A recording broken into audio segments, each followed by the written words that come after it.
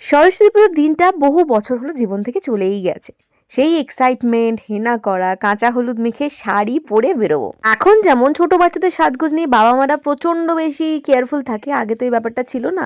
তখন মনে আছে স্কুলের টপ, মায়ের বেনারসি শাড়ি, সায়াও ছিল না, তাই কোমরে নারকেল দড়ি দিয়ে পরতাম শাড়ি। ছোট মানুষ, শাড়িটা বেরিয়ে থাকতো কম, গোঁজা থাকতো বেশি, সেই জন্য পেটটাও থাকতো 1 ইঞ্চি ফুলে। ব্যাস, সাজ বলতে ওইটুকুই। তারপরে মেকআপ, লিপস্টিক, কাজল এইসব কিছুই পরতাম না। ওই শাড়িটা গলেই হন হন করে দৌড় দিতাম কুল খাওয়ার জন্য। পাড়ার দাদারা সরস্বতী পুজো করতো, ওখানেই অর্ধেকের বেশি টাইম চলে যেত।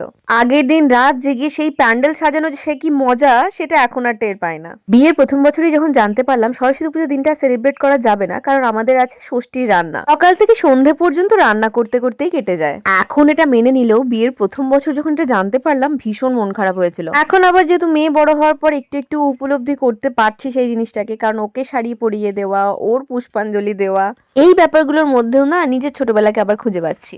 আমার মতো তোমরাও কেউ আছো নাকি যারা সরস্বতী পুজোটাকে মনের মতো করে কাটাতে পারো না? কমেন্টে জানিও। এই শাড়িটার ব্যাপারে অনেকেই জিজ্ঞাসা করেছিলে, এইটা আমি নিয়েছিলাম আমার মেজদির কাছ থেকে। হোয়াটসঅ্যাপ নাম্বারটা শেয়ার করে দিচ্ছি, খোঁজ নিয়ে দেখতে পারো অ্যাভেলেবিলিটি আছে কিনা। সরস্বতী পুজো খুব মজা করে কাটাও।